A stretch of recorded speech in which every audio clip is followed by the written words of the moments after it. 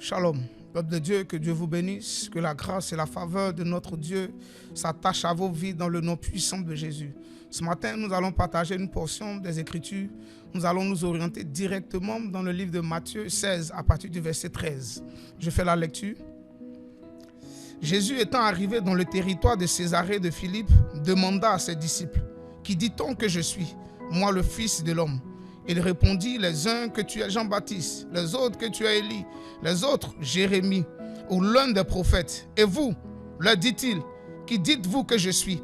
Simon répondit, tu es le Christ, le Fils du Dieu vivant. Jésus reprenant la parole lui dit, tu es heureux Simon, fils de Jonas, car ce ne sont pas la chair et le sang qui t'ont révélé cela, mais c'est mon Père qui est dans les cieux. C'est mon Père qui est dans les cieux. Et moi, je te dis que tu es Pierre, et que sur cette pierre, je bâtirai mon église, et que les portes du séjour des morts ne prévaudront point contre elle. Je te donnerai les clés du royaume des cieux. N'oubliez pas cette partie. Je te donnerai les clés du royaume des cieux. Ce que tu lieras sur la terre sera lié dans les cieux, et ce que tu délieras sur la terre sera délié dans les cieux. Écoutez-moi. La chose la plus importante, ce que vous devez retenir et ce que vous devez savoir, ce matin, je parle de révélation. Jésus, à un moment de la marche avec ses disciples, il pose la question à ses disciples, tout comme Jésus te pose la question aujourd'hui. Qu'est-ce que les gens disent de lui? Qu'est-ce que les gens disent du Seigneur Jésus-Christ de Nazareth? Ce n'est pas ce que les gens disent de Jésus qui est le plus important, mais c'est la révélation que tu as de Jésus qui est la chose la plus importante dans ta vie. Les autres avaient pour habitude de discuter avec les autres, de savoir qui Jésus était.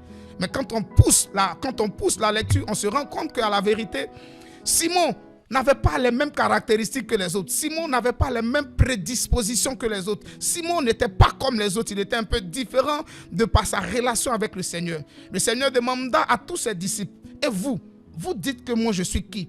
Simon dit, tu es le Fils du Dieu très haut. Tu es le Christ. Jésus s'arrête et regarde un homme. Jésus s'arrête et regarde un homme. Et il lui dit, tu es heureux Simon Pierre. Ce ne sont ni la chair ni le sang qui t'ont révélé. Écoutez, la chair et le sang ont la capacité de révéler des choses. Mais quand c'est le Père qui révèle les choses, ça introduit dans une grâce, dans une dimension tellement élevée que Dieu lui-même a la capacité de te donner les clés du royaume. Regarde, Simon a eu la révélation de savoir qui est Jésus. Simon, en sachant que Jésus est le Christ, Dieu se permet de lui dire, je te donne les clés du royaume. Et Jésus a donné les clés du royaume à un homme qui se trouve sur la terre. Et il dit, sur toi, je bâtirai mon église et le séjour des morts ne prévaudront point. Écoutez, je veux qu'on marque une petite pause et je veux m'adresser à ces personnes-là qui nous écoutent, à ces personnes-là qui suivent cette vidéo. Écoutez-moi très bien.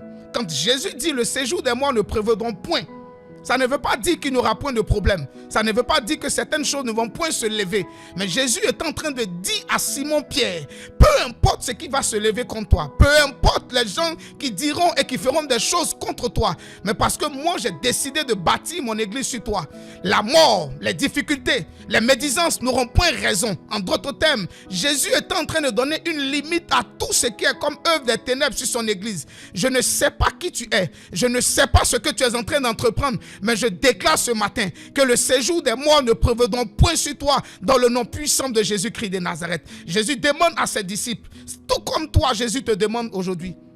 Tout comme toi Jésus te demande aujourd'hui. Écoutez, ce qui permet à un homme de progresser dans la vie, c'est la révélation. Ce qui permet à un homme de grandir dans les choses, c'est la révélation. Écoutez, la Bible dit dans le livre de Psaume 119, la révélation de ta parole est claire et est d'homme de l'intelligence. En d'autres mots, quand il y a manque de révélation, il y a manque d'intelligence. Mais quand il y a présence de révélation de la parole de Dieu, quand il y a présence de révélation de qui est Jésus, ta vie connaîtra, je vais dire, une accélération divine. Les gens se poseront des questions. Les gens diront, mais où est-ce que tu es quitté? Qu'est-ce que tu as eu à faire? Et ta vie a connu, je vais dire, une certaine visitation. C'est la révélation. Ce qui manque aujourd'hui à l'église, ce qui manque aujourd'hui à nos frères, à nos soeurs qui servent le Seigneur, c'est la révélation. Écoutez, ils étaient tous disciples de Jésus. Ils étaient tous avec le Maître, mais ils n'avaient pas la même révélation de qui est Jésus. Ils n'avaient pas la même révélation de qui est Jésus. En cette année 2026, ce qui te permettra de progresser, d'aller de l'avant, c'est la révélation que tu as de Jésus. Il dit, tu es le Christ. Il dit, ce n'est ni la chair ni le sang qui t'ont révélé. Pourtant, ils sont convertis, ce sont des disciples de Jésus. Mais regardez la révélation que la chair et le sang ont eu à donner à certaines personnes. Mais je prie pour toi ce matin. Je prie pour toi ce matin. Que la révélation de la parole de l'Éternel inonde ta maison majestueusement et glorieusement. Pierre était comme toi et moi, un disciple de Jésus. Mais il passait son temps à regarder le Maître. Il passait son temps à apprendre auprès du Maître. Il passait son temps à savoir, à chercher à savoir qui est Jésus. Qui est cet homme que je suis? Qui est ce Dieu que j'adore? Et j'aime à le dire parfois. Le but ou la chose la plus importante, ce n'est peut-être pas des fois de prier, mais c'est des fois de savoir qui est le Dieu qu'on prie. Qui est le Dieu qu'on prie? Quand on sait qui on prie, on a la facilité de pouvoir exceller. On a la facilité de pouvoir progresser dans la vie. Ce qui a permis à Pierre d'avoir, je vais dire, cette qualification. C'est la révélation. Écoutez-moi encore. Et la Bible déclare que tu es Pierre, sur toi je bâtirai mon église. Il dit, je te donne les clés du royaume des cieux. Tout ce que tu liras sur la terre sera lié dans les cieux. En d'autres termes, ce qui donne la capacité à un chrétien de lier les choses étant sur la terre, c'est la clé. Est-ce que tu as reçu la clé du royaume des cieux? Écoutez, la clé du royaume des cieux vient à l'issue de la révélation qu'on a de Dieu. Si un homme a la révélation, si une famille, un peuple a la révélation de qui est Dieu, automatiquement, Jésus te donne et Jésus vous donne la clé du royaume des cieux. Un homme qui a la clé du royaume des cieux a la capacité de déclarer, de commander, a la capacité de décréter. Tu vois, tes prières aujourd'hui ne sont pas exaucées. Tes prières peut-être ne sont pas entendues ou tu crois que tes prières ne retrouvent pas exaucement à la vérité. Est-ce que tu as reçu la clé du royaume des cieux? Il dit tout ce que tu liras sur la terre sera lié dans les cieux. Mais regarde toi et moi aujourd'hui. Est-ce que tu as la capacité de lier des choses sur la terre? Est-ce que tu as la capacité de lier les choses sur la terre?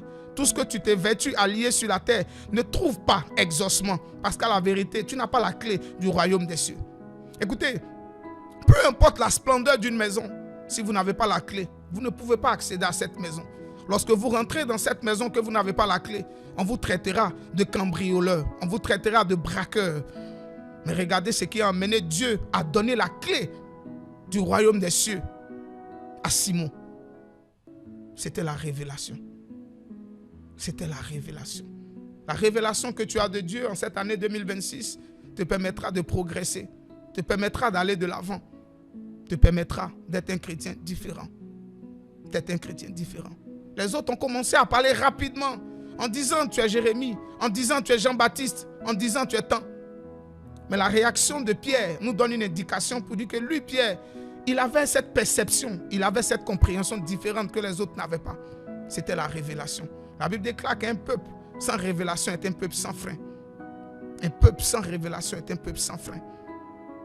Ce qui nous manque et ce qui te manque à toi qui me suis, c'est la révélation. Lorsque tu prieras Dieu afin que Dieu inonde ton cœur de révélation, Dieu te donnera les clés du royaume.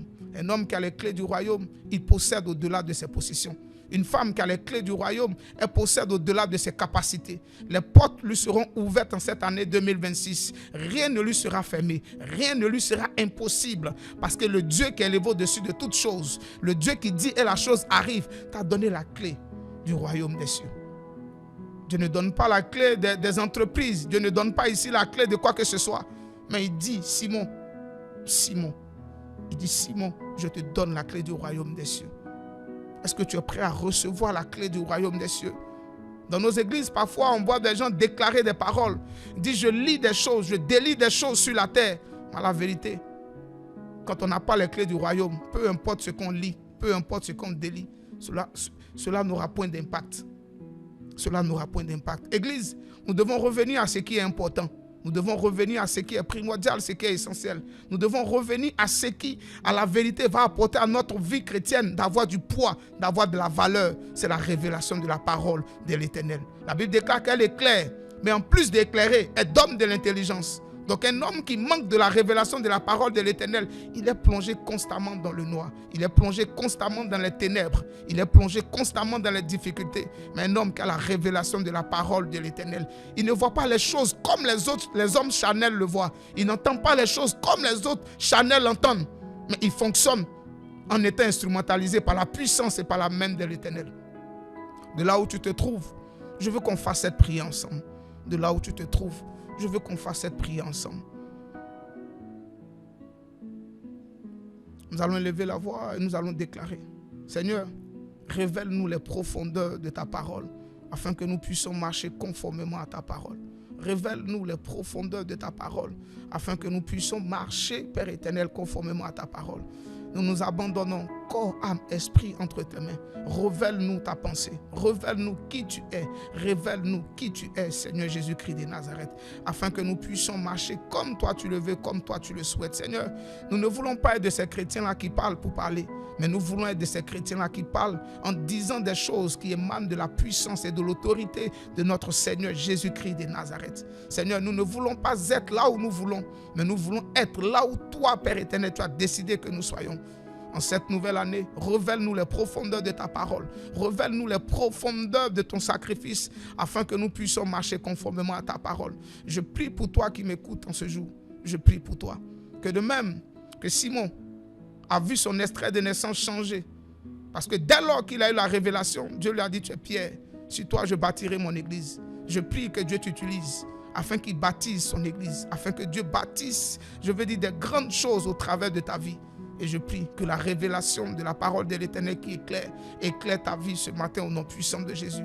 Toi qui étais plongé dans le noir, je déclare que la révélation de la parole de l'Éternel t'éclaire. Je bénis le nom de ce Dieu-là. Je bénis le nom de ce Dieu-là qui est en train de te faire du bien et qui est en train de restaurer ta vie. Et je prie pour toutes ces personnes qui ont faim et soif de l'Éternel. Je prie que Dieu comble ce manque et ce vide. Dans le nom puissant de Jésus, nous avons prié. Amen.